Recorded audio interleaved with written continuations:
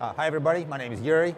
I'm a cloud customer engineer based here in San Francisco. I'm focused on Google Cloud reliability.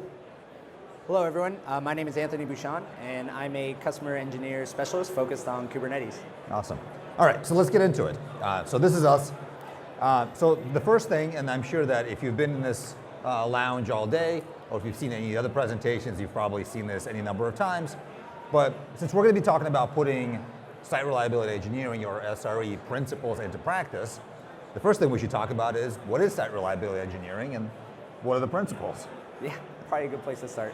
Yeah, all right. So, Anthony, this is maybe your background, but I think the purpose of SRE is to solve some of the tensions that arise in the product development lifecycle. Yeah. So can you tell me, how does Agile play into it first? Yeah, I mean, I think this is something where a lot of the digital transformation, probably within the past decade, has been focused around Agile, and I think a coworker for me summed it up best, where Scrum is to Agile as I believe SRE is to DevOps, right? And so Agile was largely focused on kind of breaking down barriers between product management, product development, and actual software engineering and developers, right? But on the other side of the coin, and this is where it becomes relevant for SREs, is how do we build reliable services? And a lot of folks stand by the notion that that requires breaking down similar walls between developers and operations, IT operations. Exactly. So that's what DevOps is intended to do, right?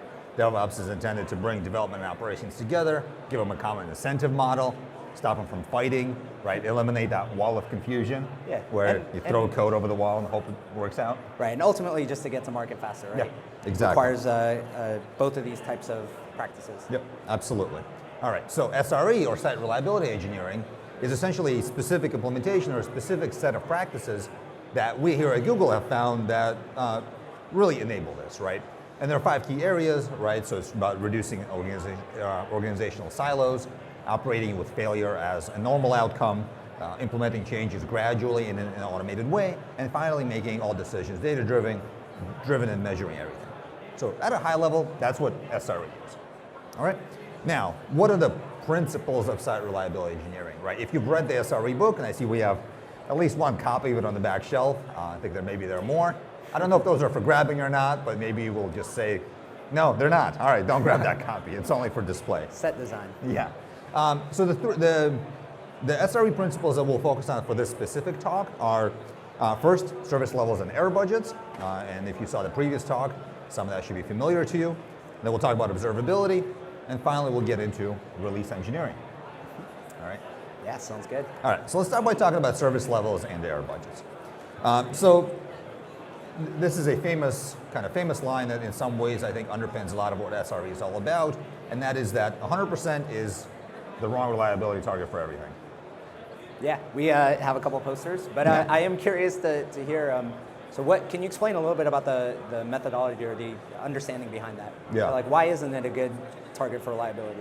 Yeah, a good question. At a very fundamental level, because there's no point in delivering a service that's 100% reliable, because your users will never experience 100% reliability.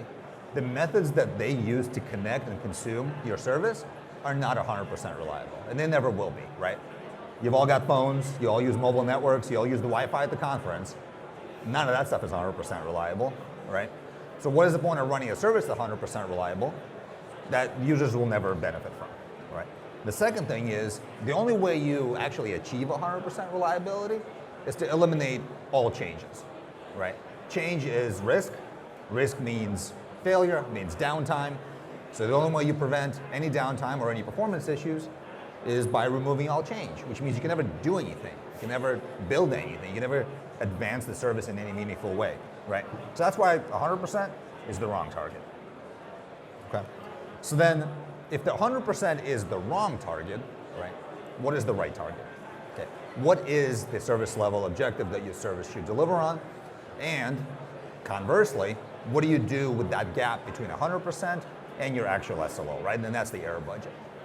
And the big thing that I think is often lost in this conversation of SLOs and error budgets is the idea that error budgets actually allow you to increase velocity, right? Service level objectives and strictly adhering to them is not just a way to prevent developers from doing stuff. If at the end of the month or at the end of the SLO window, whatever it may be, yet you still have error budget available, that's actually an opportunity for your developers to do more stuff. It's room to experiment. They can experiment with the code, experiment with flags and features, experiment with the infrastructure and config management, right? All of that is enabled by having development and operations or site reliability engineering align on a common principle of operating from an air budget. Right? So then the next obvious question is, all right, that all sounds good, we all agree, SLOs are the way to go, but we're here today to talk about putting them into practice, especially with Stackdriver. Yes. All right, so how do we do this? Well, what we want to do is to actually configure monitoring for SLOs in Stackdriver so that we can actually measure and make sure that we are in fact delivering on the promises that we make to our users in the service level objective or the SLO. And then we want to alert on both SLO violations, but also increases in air budget burn rate that let us know when an outage or an SLO violation might actually be pending. So what is that going to look like? I'm going to stop the slide deck for a second. And here, we're going to get into some of the new stuff that was actually announced basically earlier today. You saw the keynote, you saw Anthos as one of the announcements. One of the key components is the cloud service mesh, or the Anthos service mesh. What this is going to allow us to do is to actually expose all of the services that are now running in our project for any given service. For example, this product page service, I can get details for it. Let's see how good speaking of reliable Wi-Fi's, that's not bad. We can go to the, well, there you go. We are having a reliability issue with our service reliability monitoring. We can get into the service, we can understand what's actually going on there, we can set SLOs, and from there, we can actually set alerting policies on SLO violations that will take us into Stackdriver. So now we have the ability to monitor service health directly within the Cloud Console. We have the ability to set SLOs against those services and actually configure alerting and notifications on not just metric thresholds, the way that alerting policies have enabled us to do for years at this point, but actual SLO violations. All right. So that's really kind of the first SRE principle that we want to cover, which is all about operating off SLOs, not just metric thresholds, and then configure alerting for those in Stackdriver. And ultimately, this brings us closer to a user-first mindset, right? Because ultimately, the user isn't seeing directly CPU utilization, but they are certainly seeing whatever you are defining as your service level objective. Yep, exactly. All right. So let's move on to our second principle, which is all about observability. Right. So what is observability? Well, it's just monitoring, repackaged, right? I'm quoting someone here who is a lot smarter than I am and knows a lot more about this. Cindy literally wrote the book on monitoring distributed systems.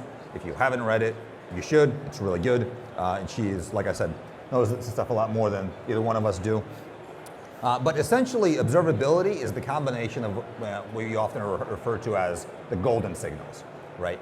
Metrics, logs, and traces. So a logical question might be, all right, well, why do we need all of that? What does all of that do? Well, let's start by talking about metrics, right? Metrics are a way to really understand the health of our system and the health of the components in our system over time, right? Because they represent the movement of specific values, again, against a time scale. And if the question is, all right, like there are lots of metrics, what should we really pay attention to? Fundamentally, there are really three, right? Traffic, how much stuff is happening, latency, how fast stuff is happening, and errors is, are our users actually able to do what they need to do? If you can add saturation to that, which is really just a way to understand basically our ability to deliver against our capacity, that's great, because that's the first place you can look at to understand whether or not issues with your service have to do with running out of capacity. But fundamentally, that's really what you need in order to understand the health of your system. So how do you get metrics in Stackdriver, right? Where do they come from? Well, if you're running in GCP, if you're using managed GCP resources, then all of that stuff is instrumented for you right out of the box. So if you go to Stackdriver, you go to the resources section, there's an entire GCP area that shows you the metrics for all the various GCP managed services. Right, so for example, something like PubSub, it builds your dashboard out of the box. You can see metric, you can see information all right in there. It allows you to create an alerting policy if you need it against PubSub resources. You can obviously filter the information by specific resource. So if you want to filter it down to a specific PubSub topic. The other thing you should be aware of is this idea of transparent SLIs. This is a relatively new addition to Stackdriver, but it actually allows you to include SLI signals from the platform in your own reporting and alerting, even if you so choose. So transparent SLIs give you latency, error rate, and traffic data for Google Platform APIs. So if you want to see like what the latency is of the compute API within your project, or any of the other APIs that you're actually relying on, you can now include these signals in your own dashboards, correlate them with signals that are being emitted from your own applications or services, and really quickly understand whether the problem that you're observing has to do with your code or something on our side. And so this might be really useful in scenarios where we're adopting immutable infrastructure, rolling out new changes that is dependent upon some of these platform APIs, right? Yeah. And so we want to look at that in kind of conjunction with our environment. Exactly, yeah, very much so. If you're running computer infrastructure in GCP, specifically Google Computer Engine instances, metrics from those are created automatically when you first just spin up the instances. You get basic metrics like CPU, disk I/O, and network throughput, just again, out of the box automatically.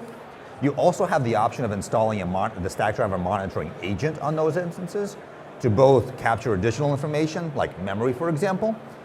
Lots of additional metrics also get created when you install the agent. And finally, you get process level monitoring.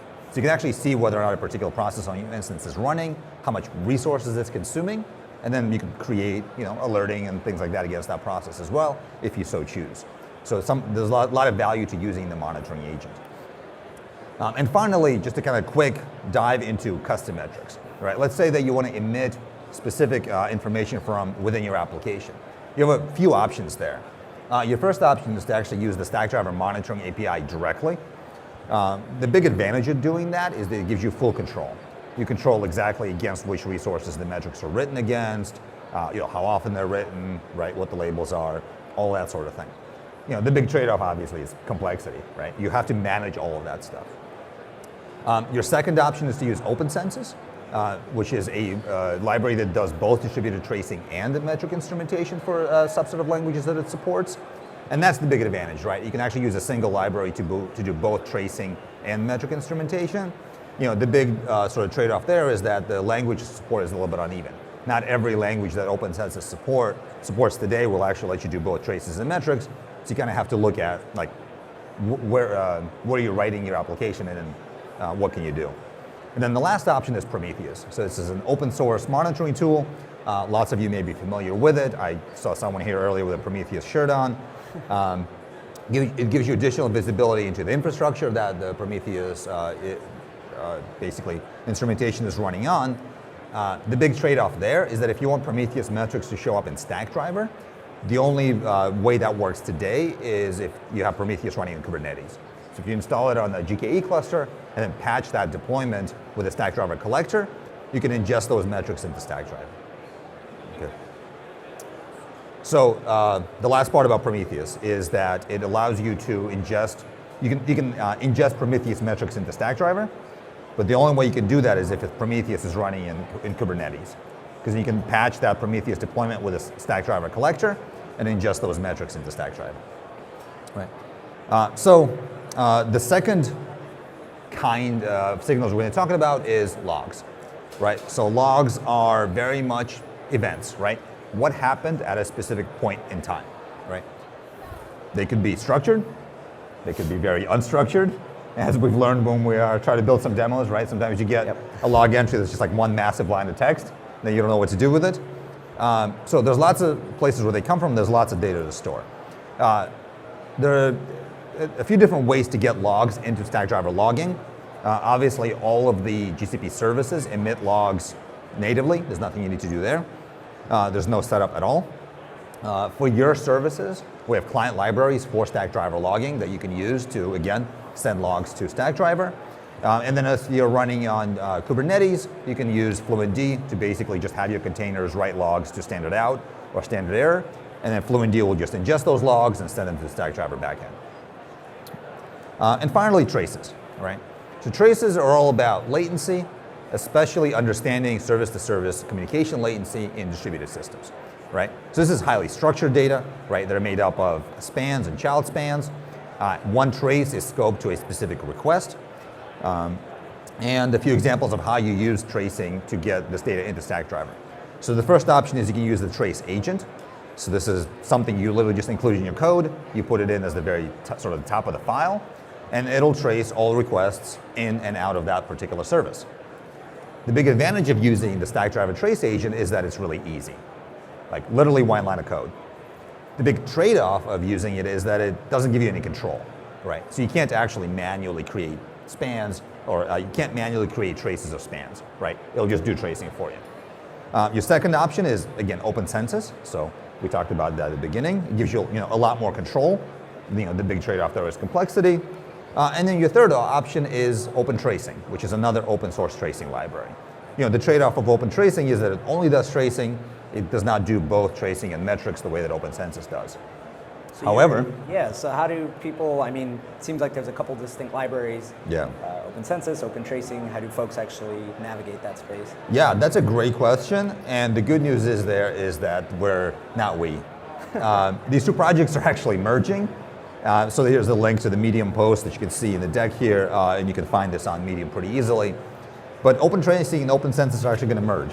So there will really be just a single open source tracing library that you'll be able to use.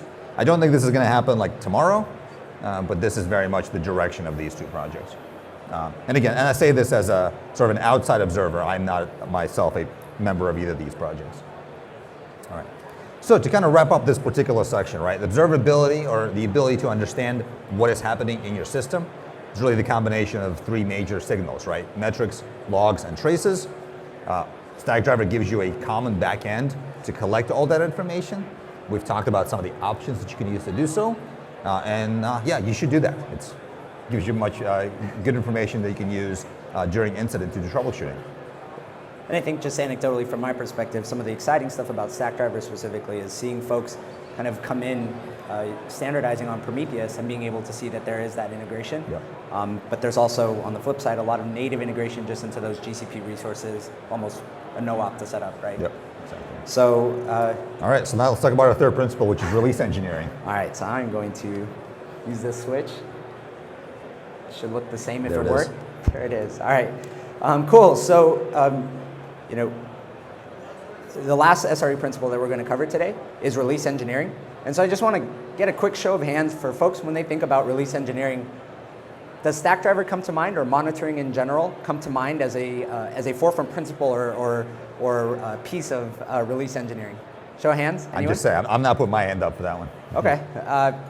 So looks like we got about 4 or 5 people. So it looks like I have some people to win over as far as convincing you all that Stackdriver does play a very integral role with release engineering, and specifically release engineering in the way that the SRE kind of book defines it as, right? So let's dive right into it.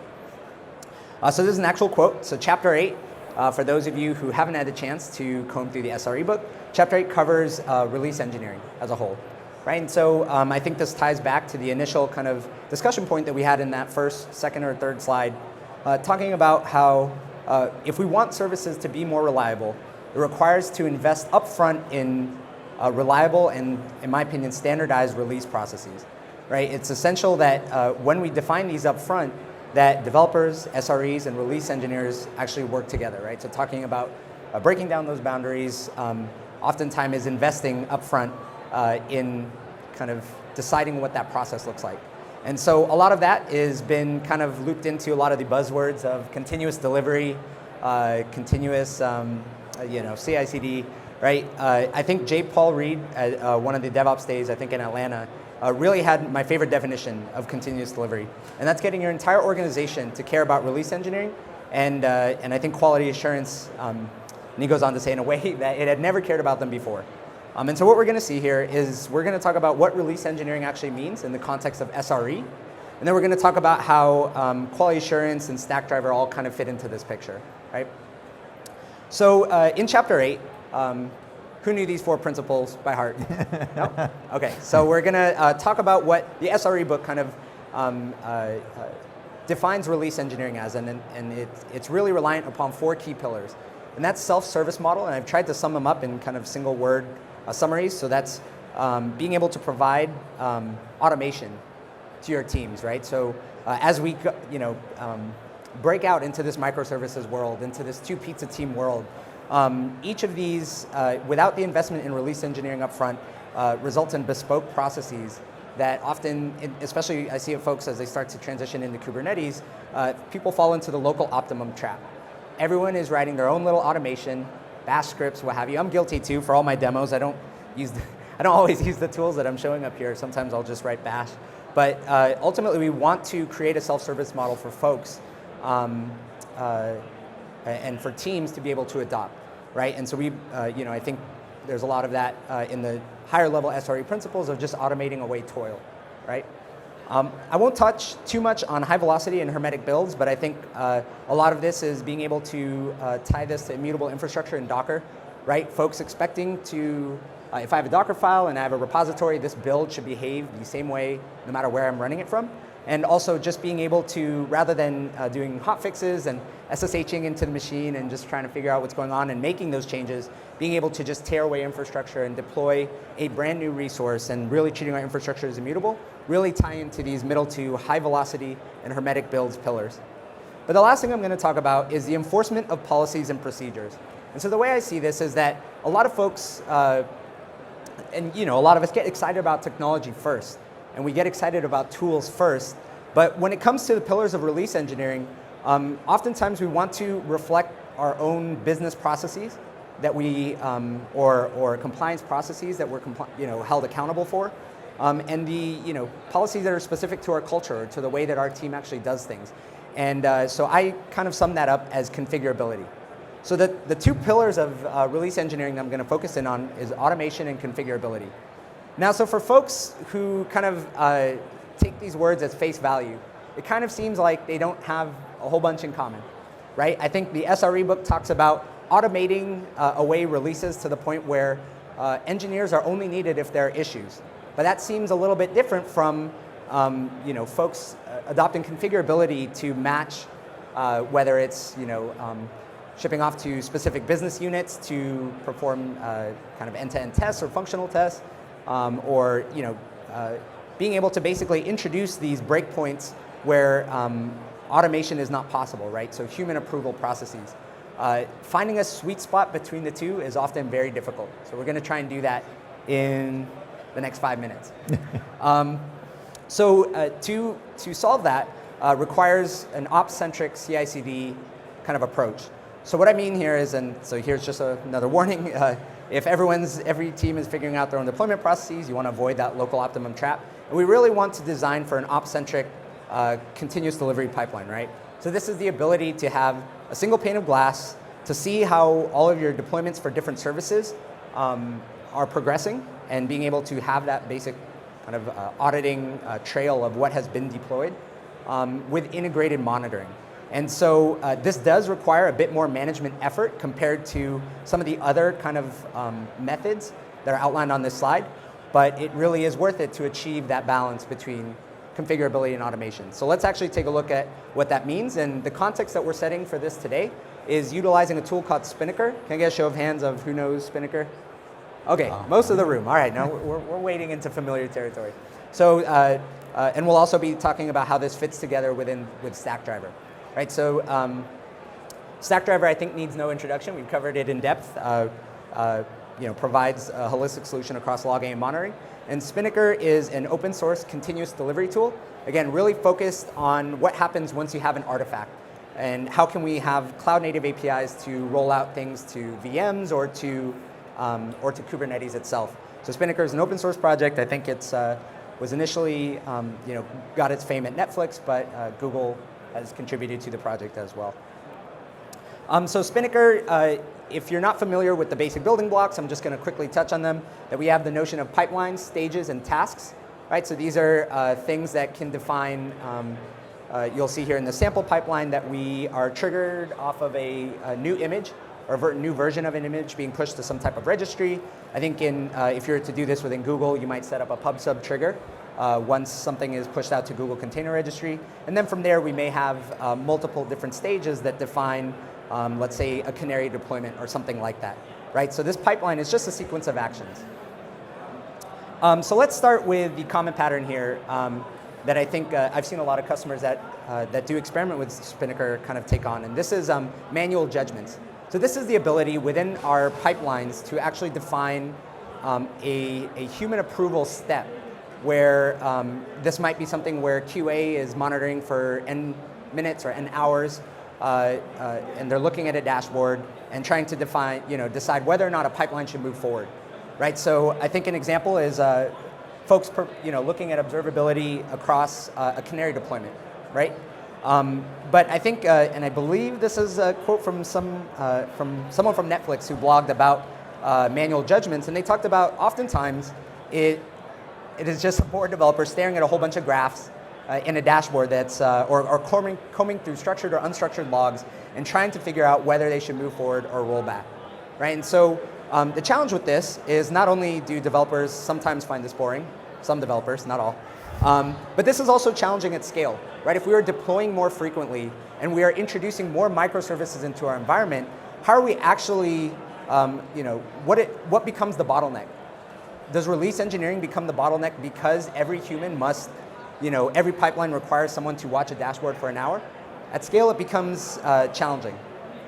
If you are doing this, again, and I'll talk about how we would automate this away, I do want to show quickly that folks still do this, and I think for folks getting started with pipelines, there's absolutely nothing wrong with it. So to define kind of what I was discussing in that slide, you'll see here that I have an actual Spinnaker pipeline, and what we're looking at is this manual approval stage that I have here. So one of the things that's really useful, even if you're not able to introduce automation yet, or you're not running into that scale issue yet, what you can do is begin to kind of seed Stackdriver into this manual approval process or your release engineering.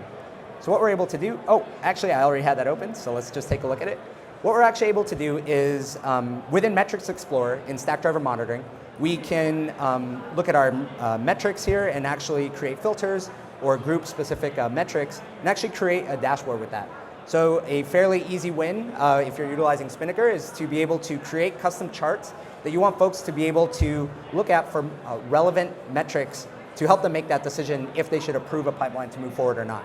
So what you'll see here is that I actually have this filter defined for 500 response codes, and we see how if I deploy baseline and a Canary together, what that actually looks like as far as the new version with new configuration and baseline, which is deployed at the same time as Canary to mimic production. And I don't want to gloss over that, but we can't spend too much time. The note is that it is helpful to deploy a baseline if you are taking on Canary deployments so that you can have a fair comparison for the new version of your application or your Canary to production. And the reason that that's important is because the production environment that's already been deployed may already,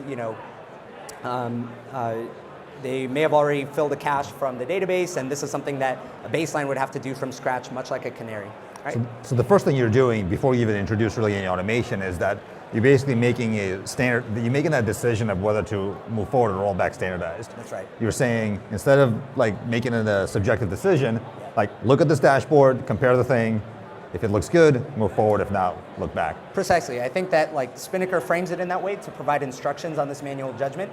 And because we can embed a very simple link here that we can create from this Metrics Explorer chart, it's really useful to provide context as far as what should be observed for a specific service or application that's being deployed.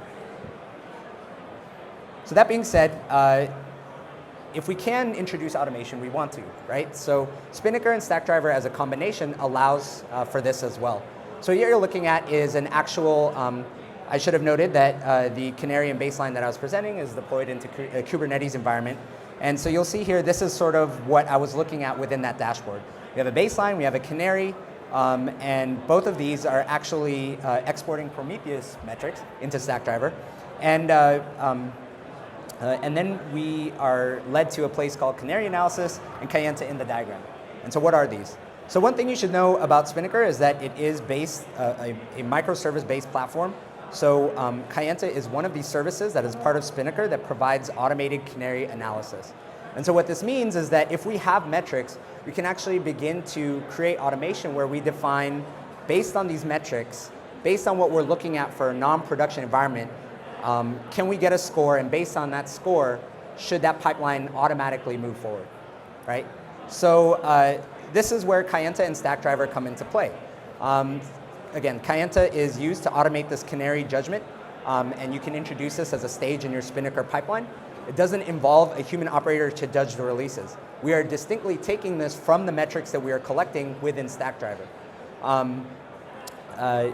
So in the example today, we're looking at the request metric from Prometheus. So if you are using or standardizing on a set of metrics, if you can get them into Stackdriver, you can build them into this automated Canary analysis within your pipeline. The last thing I'll note is that you can group together metrics and weight specific metrics if there's several metrics that we need to look at. In my example, we have a very simple example, but I want to note there is the ability to introduce complexity, much like I'm sure you'll find in your services as well. And I should point out, right, kind of referring back to our first principle, talking about SLOs, with SLO monitoring, those actually become available as metrics in Stackdriver. So now you can have Kayenta use your SLO metrics and not just things like error rate. You can actually see like, what is my error rate over a 30-minute rolling window to be able to make those judgments pretty quickly and make those judgments off the same judgments that you use to determine whether or not your actual service is healthy. Precisely. So what I'm showing you here is we have that very same pipeline, except now we actually have a stage for Canary Analysis where there was once manual judgment. And so what we see here is if we actually look at what is configured within this Canary Analysis stage, is that we actually are configuring metrics here. And so you'll see here that I only have one group, so it's group one, but we can actually create multiple groups of metrics and then assign each of those a score as far as how those should be weighted in this Canary Analysis stage. So you'll see here that, again, I'm going off of the actual error code here, which is 500. If we see an increase in that, we should expect the pipeline to fail. And so what is really good about that is that we can now, again, for pipelines, Spinnaker pipelines that don't kind of, yield any distinct or useful or new information about your application or your service, we now no longer have to insert a human there to, let's say, monitor a dashboard for 30 minutes or for an hour to come back to it. And then even from there to make a decision that isn't necessarily standardized. Now we can provide automation where needed so that if we do have a set of metrics where we can define this threshold, we can introduce this using Spinnaker, Kayenta, and Stackdriver. So the last thing I want to note is that even if you're not, whether or not you're able to automate this process, I think is an open question for a lot of folks. Again, and a lot of it will have to match sort of what approval processes you require today. But regardless of whether there's manual approval or automation, one thing I think folks can adopt and get a quick win as far as Spinnaker and Stackdriver is actually monitoring with context. And what I mean by that is actually being able to utilize the notion of a counter for Spinnaker deployments or events from Spinnaker and overlay that on the performance of your application. And so the way that we actually have this in an example here, actually let me talk through it first and we'll look at the demo. Orca is, again, as I mentioned, Spinnaker is based on a set of microservices. So Orca is the workflow engine, and Orca actually emits events to Echo. So what we can actually do is configure Echo to we can provide an external URL to actually get these events. So this might be a Spinnaker pipeline being created. This might be a specific stage being complete. We can actually use something like Google Cloud Functions or anything that has an external endpoint and actually write that into Stackdriver using the logging client library. Right? So what we're able to do here is we can configure Echo and Spinnaker to basically write these events to a Google Cloud Function, which will then write that into Stackdriver logging. So to actually look at that, we can see here that I have a whole bunch of different logs in Stackdriver logging that actually signify some of these events that Orca is emitting. What we can actually do here, and I haven't done this in preparation for this, but we actually can create a log-based metric that actually counts for something specific. So like if a pipeline was successful, let's actually create a logs-based metric based on a filter for that specific log. Right? So this is something where now we can then, in Metrics Explorer, if we were to create a dashboard that provides that context of this deployment happened and we're looking at all of these, let's say, error response codes over time. Right? So again, kind of marrying the two concepts of automation and configurability, definitely not an easy task, but I do believe that there's a good story if you're utilizing Spinnaker to integrate Stackdriver within that to implement the both of these pillars of release engineering as defined by the SRE book. Yeah. So I think you showed us like 3 really interesting things there, right? The first one is just to include Stackdriver charts in your Spinnaker manual judgments. An opinion on that. Yeah, it's super useful because it actually gives folks a sort of a standardized ways to make those judgments. That's right. And then you showed us how to actually do automation off those metrics. Right. So have that pipeline make the decision, or have Spinnaker make the decision based on those metrics. And then finally, actually use the data that's coming out of Spinnaker to inform you even better to really understand how performance or availability is impacted by deployment events. That's right. All right, cool. So let's review the three principles we've covered today. We started out by talking about error budgets and SLOs, and kind of the big takeaway is there that one, you should use them. They're really good. And 2 is that Stackdriver now, with the announcement of Anthos and the Anthos service mesh this week, allows you to actually do proper SLO monitoring. So you should absolutely configure SLO monitoring in Stackdriver. Then we talked about observability and how to use Stackdriver to collect the golden signals from your services and combine them into a single place for analysis. And then finally, we talked about actually including Stackdriver data as an input in your release engineering practices, specifically how to evaluate Canary judgments using Stackdriver metrics.